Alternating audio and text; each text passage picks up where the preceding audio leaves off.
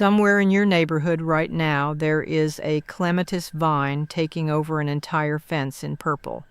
The person who planted it barely tends it. They never deadhead, they forget to water it for weeks at a stretch, and it comes back every summer bigger and louder than the year before. Meanwhile, plenty of dedicated gardeners have bought a clematis, planted it carefully, watched it struggle through one disappointing season, and then watched it quietly disappear. No dramatic death, it just gave up.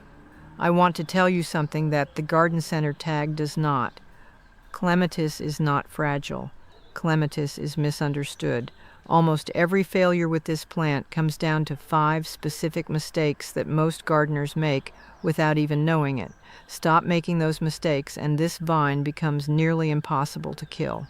I am talking about a plant that will survive neglect, drought, hard winters, and the occasional accidental whack from the lawnmower. Today, I am walking you through the 5 secrets that transform clematis from a supposed diva into one of the toughest plants in your yard. These are not the recycled tips you have seen 100 times. By the end of this video, you will understand this plant better than most gardeners who have been growing it for 20 years. Stay especially for secret number 4.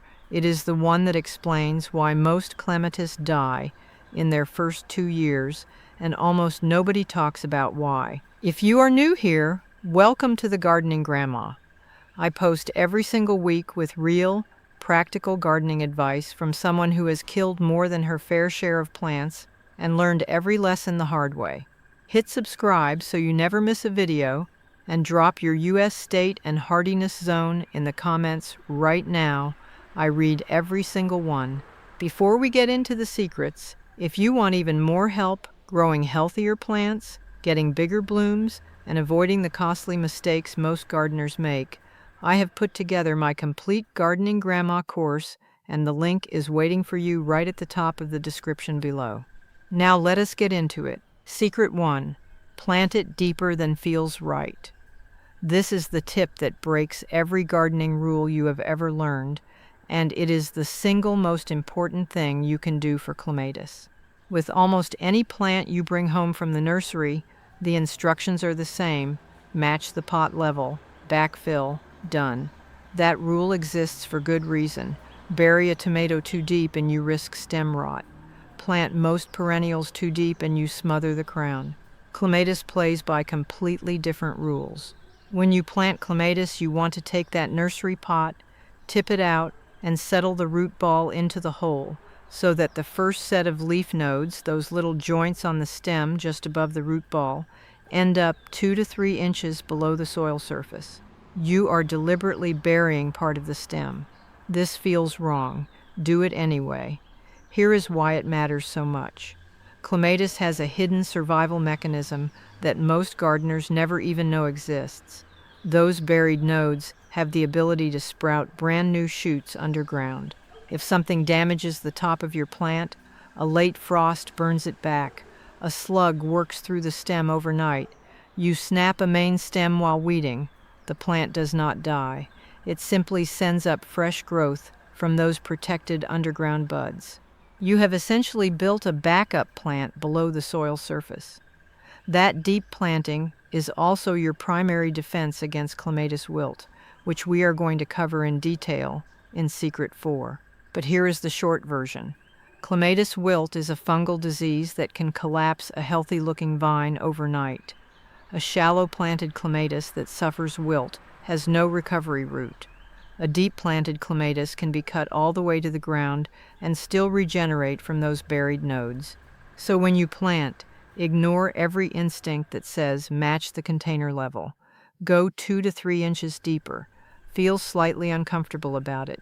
That discomfort is the point. Secret 2. Cold feet, warm face. You have probably heard this phrase before. It gets repeated so often about clematis that it starts to sound like background noise, something you nod at and immediately forget. That is a mistake, because this small phrase contains one of the most important truths about keeping clematis alive long term. The top of the plant, the vines, the leaves, the flowers wants full sun, 6 hours minimum, and more is better. That is where the energy comes from, that is where the blooms come from, and there is no workaround for this requirement. But the root zone tells a completely different story. Clematis roots hate heat, and they hate drying out. When direct sun bakes the soil around the base of the plant, the roots stress, moisture vanishes quickly, and the vines start shutting down systems just to survive. This is why a clematis planted in a hot, exposed location can look so leggy and disappointing even when it is getting all the sun it needs. The problem is underground, not above it. The fix is to keep the base cool and shaded. The expensive approach is to use large stones or pavers arranged around the base, and they work. But the approach that works best and costs almost nothing is to plant something low-growing and leafy right at the foot of the clematis. A compact shrub, a clump of perennial geraniums, a sprawling annual, a mat of ground cover, anything that casts a living shadow over the root zone and holds moisture in the soil. Those plants create a buffer that makes clematis dramatically more forgiving. When you forget to water for 2 weeks in July, and you will forget, the roots are sitting in cool, moist, shaded soil instead of baking. That buffer is what separates a clematis that barely survives summer from one that grows unstoppably. Cold feet, warm face. Burn that into your memory before you do anything else with this plant. Secret 3. Know your pruning group or do not cut at all. This is the mistake that creates more flowerless, confused clematis than anything else on this list. Pruning clematis makes people nervous, and for good reason. Cut at the wrong time and you will remove every single flower bud on the plant before it ever has a chance to open. The vine will not die. You will just spend an entire season looking at leaves while wondering what went wrong. The confusion happens because there is not one pruning rule for clematis. There are 3, and which one applies depends entirely on the specific type you have. Group 1 clematis blooms early in spring on growth that formed the previous year. If you cut these hard in late winter or early spring, you are removing every flower bud that has already formed.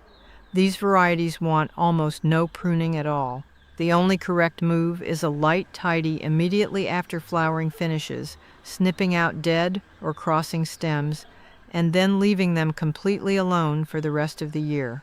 Group 2 contains the big, showy early summer bloomers, the double-flowered varieties, and the large-flowered hybrids you see on every garden center display table. These bloom on old wood first and then again on new wood, which means they can give you 2 rounds of flowers in one season if you handle them correctly. In late winter or early spring, do a very light cleanup only. Remove dead and weak stems, cut back anything obviously damaged, and leave all the healthy stems intact. Cutting hard kills the first flush of bloom entirely. Group 3 clematis blooms in late summer and autumn on brand new growth from the current season.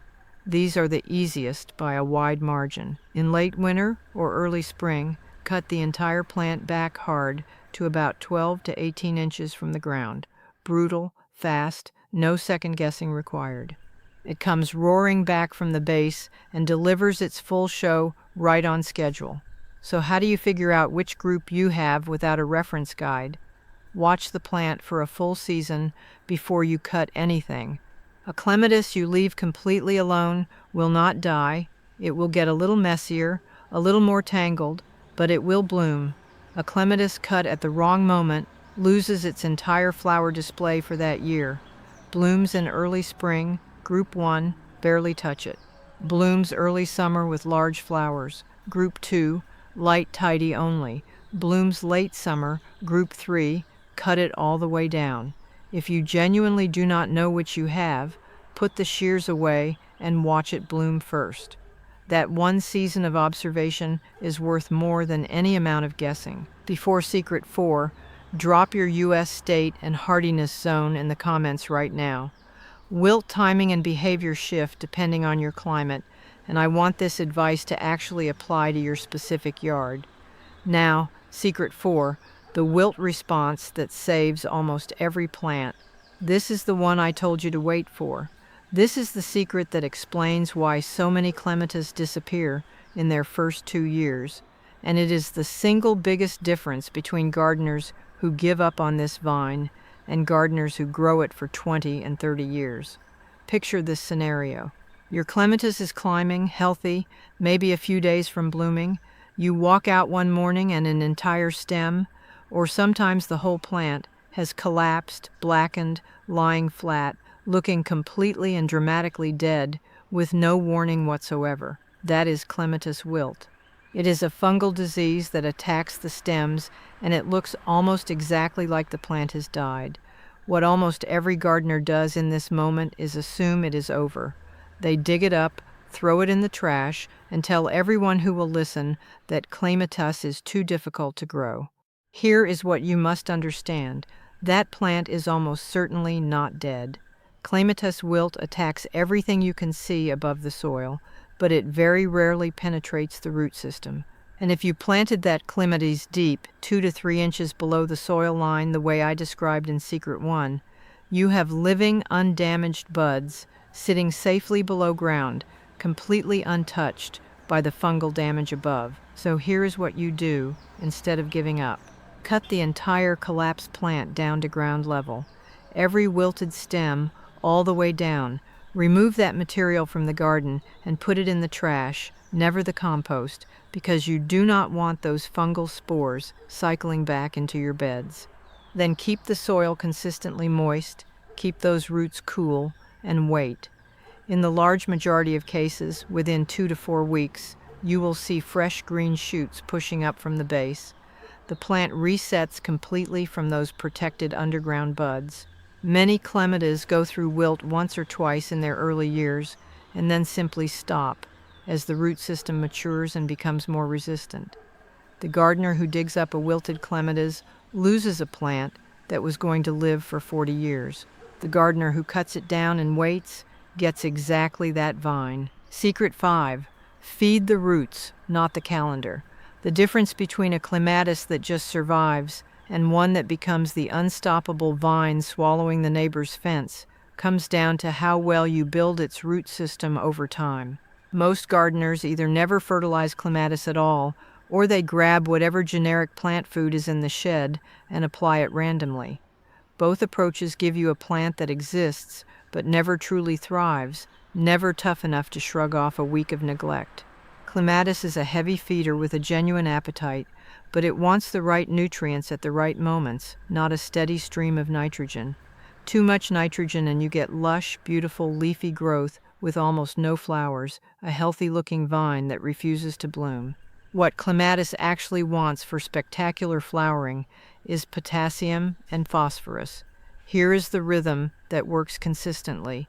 In early spring, as the plant wakes up, work a generous amount of compost or well-rotted manure into the soil around the base. This provides the slow, steady foundation of organic matter that feeds the root system gently over many months. Then, as the plant moves toward its blooming season, switch to a feed higher in potassium. A rose fertilizer or a tomato food works beautifully for this purpose, and that is what fuels the dramatic flush of flowers. Once the plant is blooming hard, ease off and let it do its thing. Here is the piece that ties all 5 secrets together. A well-fed clematis with a strong established root system is a forgiving clematis. The energy stored in those roots is exactly what carries the plant through the drought weeks you forget to water, through the wilt episode that would kill a weaker plant, through the hard winters and the late frosts. You are not just feeding it for prettier flowers. You are building a reserve tank that makes this vine nearly indestructible. Feed the roots, and the roots will carry the plant through everything. So where do you actually start if you are looking at a clematis right now that is struggling, or if you are about to plant one for the first time? Start with the planting depth and the root shading. Those 2 decisions happen at the very beginning, and they determine almost everything that comes after. If you are planting new, go 2 to 3 inches below the soil line and get something low and leafy established at the base before that first summer heat arrives.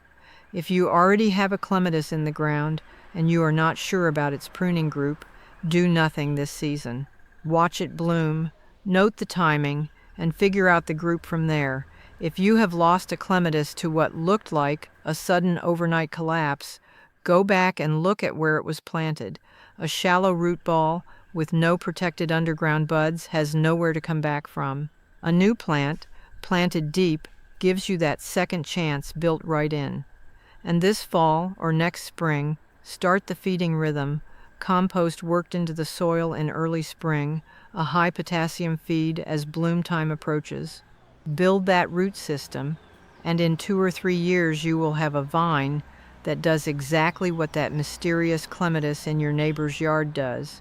Grows bigger and better every single season, while everyone else wonders what the secret is. 5 secrets. Every one of them straightforward once you understand what the plant actually needs. Plant deep so you always have an underground backup. Keep the roots cool and shaded while the top gets full sun. Know your pruning group, and when in doubt, leave the shears alone. Refuse to panic when wilt strikes because that plant is coming back, and feed the roots with the right things at the right moments so it builds the strength to survive anything you throw at it. Do those 5 things consistently, and clematis stops being the plant that disappoints you and starts being one of the most spectacular, forgiving, long-lived plants in your entire garden. Drop your zone in the comments and tell me, have you ever lost a clematis to wilt and thrown it away not knowing it could have come back? Or are you one of the lucky ones with a 20-year-old vine that refuses to die? I want to hear about it. Share this video with one gardener in your life who has given up on clematis. They deserve to know it was never impossible. If you are not subscribed yet, now is the time. I post every single week, and I never waste your time. Until next time, happy gardening. Take care of yourselves, and take care of those beautiful gardens of yours.